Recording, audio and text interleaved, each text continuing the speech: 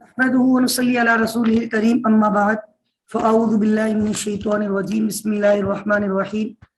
Dear students, आज ही हमारा second session है रिगार्डिंग मॉक।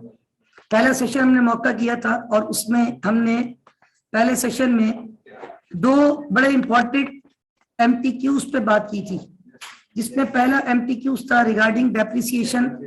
नाउ सेकंड एमटीक्यूज जो हमने किया था इट वाज बैंक रिकंसिलिएशन। उसके बाद इन्वेंट्री वैल्यूएशन। अभी मैंने ब्रेक में आप लोगों से कहा था इस सवाल को अटेम्प्ट करें, अल्हम्दुलिल्लाह मेजॉरिटी ने अटेम्प्ट किया। तो now we have to discuss, ठीक है। तो महा ट्रेडर्स के नाम से ये सवाल आप देख रहे हैं अपनी स्क्रीन पे। Is a retailer electrical appliances for the month of Feb 2020, following data relating to ceiling fans of a particular brand was extracted. He had provided sequential information. What is sequential information? Ascending order. 2nd Feb, 7th Feb, 12th Feb, not 14th Feb, then 18th Feb and 28th Feb. उसके बाद we have given balance as well. Purchases purchases purchases purchases, इस type का सवाल अगर आपको याद हो तो ये पीरियोडिक सूटेबल होता है। यूनिट प्राइस दे दी और यूनिट भी बता दिए। During the month of Feb 2020 230 ceiling fans were sold for a fixed price of 4,400 per unit.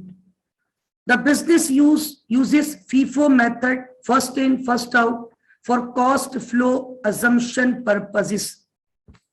Now what is actually required? हमारे पास देखिए, बल्कि मैंने उसके ऊपर कहा और नीचे देखा तो वाकई वही लिखा हुआ है। Using the periodic inventory system, 3 requirement है सवाल में। कॉस्ट ऑफ सेल्स यानी cost of goods sold, cost of ending inventory and gross profit. अच्छा, इसका फॉर्मेट भी मैंने यहाँ पे कॉपी किया है कि जो आंसर का फॉर्मेट था। अच्छा, आंसर का फॉर्मेट के लिए उन्होंने आपको इस तरह एक बॉक्सेस बना के दिए। देखिए, फीफो फर्स्ट इन। अब थोड़ा सा मैं सवाल को अगर फोकस करूं ना तो बड़ी आसानी से we can attempt this question. How? देखिए, फीफो मेथड है फर्स्ट इन फर्स्ट आउट और आपने 230 पेन बेचे। अच्छा, फर्स्ट इन फर्स्ट आउट, जो आपने पहले खरीदे होंगे वो पहले बेचे होंगे, ठीक है ना। तो अब मैं टिक करूंगा, आप देखिएगा कौन कौन से आपने पहले बेचे।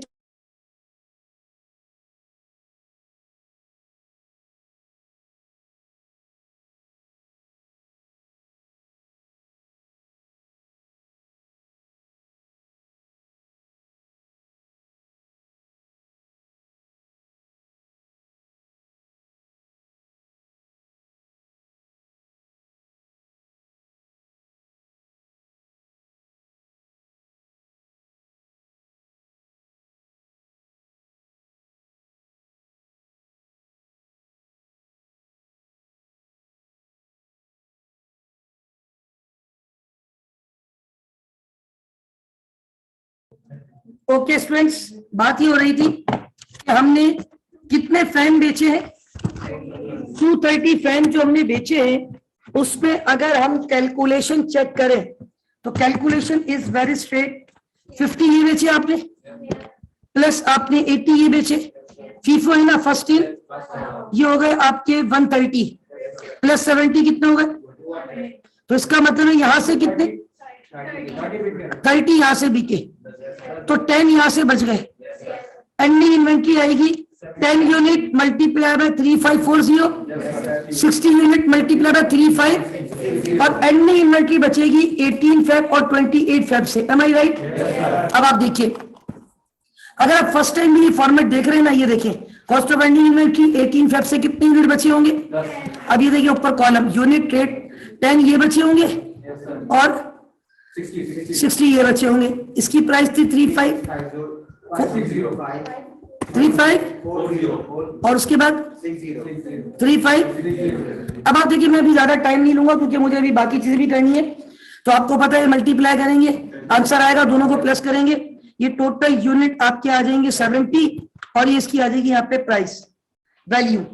अच्छा, ये कैसे लेंगे? ये आप जो ऊपर टॉप से देख रहे थे यानी 50, 80, 70 और 50, 80 70 30 2 7 12 18 डेट देखिए 2 7 12 18 इस पे से 10 बच गए क्योंकि हमने 230 बेचे, हमने काउंटिंग कर ली थी। 3500 3520 3520 ये है 3500 का रेट, फिर 3520 है, फिर अनदर 3520 है, फिर 35 और आप ये मल्टीप्लाई करके इन सबको प्लस करेंगे, ये 230 है और ये उसकी वैल्यू आ जाएगी। अब जब आपके पास कॉस्ट ऑफ गुड्स सोल्ड भी आ गई तो कॉस्ट ऑफ गुड्स सोल्ड आप रखेंगे यहाँ पे और सेल कैसे निकालेंगे? सेल जो की है 4400 यूनिट बेचे, हर यूनिट कितने का बेचा है? सॉरी 230 बेचे हैं और हर यूनिट कितने का बेचा है? तो 230 मल्टीप्लाई बाय 4000 आपके पास जो भी अमाउंट आएगी सेल आएगी। सुन लें अभी, और फर्स्ट रिक्वायरमेंट का ये जो आंसर है ये वाला, ये क्या था? Cost of sales. इसको सेल में से क्या कर दोगे तो क्या आ जाएगा? ग्रॉस। तो मेरा नहीं ख्याल कि इन्वेंट्री आपको कोई खास प्रॉब्लम करेगा, इंशाल्लाह अगर पेपर में आता है। देखिए फॉर्मेट होगा, कॉन्सेप्ट होना चाहिए, इंशाल्लाह आप अटेम्प्ट करेंगे। और देखो अल्लाह के हर काम में मसलियत होती है। अभी मैंने आपसे कहा आप अटेम्प्ट करें, तो आप लोगों ने खुद ट्राई किया तो आपको सीखने को मिलता है। ठीक है, तो अल्हम्दुलिल्लाह हम इन्वेंट्री वैल्यूएशन वाले एमटीक्यूज को भी देख चुके हैं, राइट? तो इसको भी टिक कर दो। Trial balance is very straight, मैं सिर्फ आपसे शेयर करूंगा यहाँ पे। और ट्रायल बैलेंस वाला जो एमटीक्यूज है वो बेसिकली मैं आपको बता देता हूँ कि मैंने भी कॉपी किए थे उसमें, ये रहा दिस वन। देखिए नीचे रिक्वायरमेंट आपको नजर आ रही है स्टूडेंट, ये आपको इंफॉर्मेशन दी जाएगी और नीचे रिक्वायरमेंट है प्रीपेड ट्रायल बैलेंस और नीचे फॉर्मेट बना हुआ है, डेबिट के कॉलम भी और क्रेडिट के भी। और अगर मैंने इसका फॉर्मेट कॉपी किया तो मैं यस, ये देखिए फॉर्मेट, और ये शायद अभी सिर्फ डेबिट वाले आ रहे हैं क्योंकि वो स्पेस नहीं था नीचे वो स्क्रॉल करने में। तो इसके बाद कौन से वाले हेड आ रहे होंगे? अभी आप सिलेक्ट वाले बटन पे जैसे ही दबाएंगे तो सारे ऑप्शन आएंगे। अब जैसे आपने लिखा कैश तो कैश डेबिट होगा। बस आपको ये पता होना चाहिए नेचर, कौन से टाइटल की नेचर क्या है। तो एसेट और जो एक्सपेंस वाले हैं वो कहाँ होते हैं? फॉर एग्जाम्पल मैं रैंडमली पूछूं आपसे, रेवेन्यू कहाँ लिखोगे? Purchase debit side, carriage in drawing debit, drawing debit, drawing contra capital है, कैपिटल को कम करता है। रेंट एक्सपेंस, इंश्योरेंस, चाहे एसेट है चाहे प्रीपेड है दोनों ही डेबिट होते हैं। Postage and stationery, advertising, salaries, bad debt expense, allowance for doubtful debt, हाँ अलाउंस वाले अकाउंट क्रेडिट होते हैं। Account receivable, accounts payable, cash and bank, inventory, equipment, allowance for या एक्यूमुलेटेड डेप्रिसिएशन, कैपिटल, एसेट और expense वाले debit, capital, liability, revenue, बाकी Contra तो reverse चलते। तो कुछ भी नहीं है, ये फॉर्मेट मैंने आपको दिखा दिया, ये रहा फॉर्मेट। कुछ भी नहीं करना, सिर्फ टाइटल सिलेक्ट करना, उसकी वैल्यू, टाइटल सिलेक्ट करना, उसकी वैल्यू, टोटल करेंगे। मेरा ख्याल है ये मुझे याद है 5,25,000 पे बैलेंस आएगा, 5 लाख। तो ये आप लोगों ने प्रैक्टिस करनी है घर पे, आपके पास टाइम है अभी अल्हम्दुलिल्लाह। 8 से आपके पेपर नहीं है, 8 से मैनेजर लेवल ऑनवर्ड है, तो आपका तो अभी आगे है, स्टिल यू हैव टाइम। तो इसको आपने फोकस करना है, घर जाके इसको अटेम्प्ट करना है और आप इंशाल्लाह उम्मीद है कि वो प्रॉब्लम नहीं आएगी, तो आप उसको अटेम्प्ट कीजिएगा, राइट? तो कर लेंगे ये भी आप। ट्रायल बैलेंस में कोई मसला तो नहीं है, ठीक है? तो ट्रायल बैलेंस भी देखिए अल्हम्दुलिल्लाह डन। अब क्या है? एडजस्टमेंट। एडजस्टमेंट वाला जो सवाल है ना, ये भी देखिए मैंने यहाँ कॉपी किया है और ये रहा सवाल।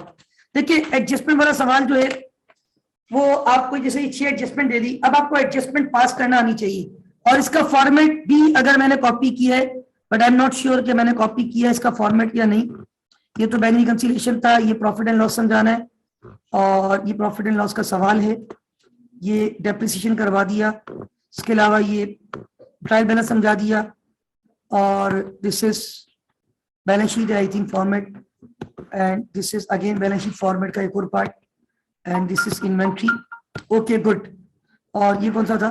Bank reconciliation. ये तो नॉर्मल वाला, देखो जो नॉर्मल बैंक रिकॉन्सिलिएशन था ना एक सवाल, वो ऐसे बड़ी आसानी से हो जाएगा, ठीक है? वो तो स्ट्रेट है, कैश बुक में क्या ऐड होगा, क्या लेस होगा, बैंक स्टेटमेंट में क्या ऐड होगा और क्या लेस होगा। तो अब आगे चले, वो फॉर्मेट तो मैंने नहीं स्केच किया लेकिन बता देता हूँ। चले, ये सवाल आपके सामने इस वक्त किसका नजर आ रहा है?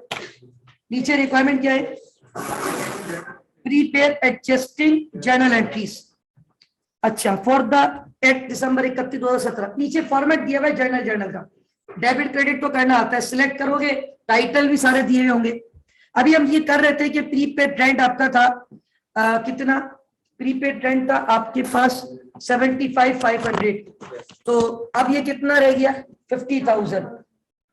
तो 75,500 और 50,000, इसका मतलब है प्रीपेड पहले आपने डेबिट किया होगा 75,500, एक्सपेंस कितना हो गया?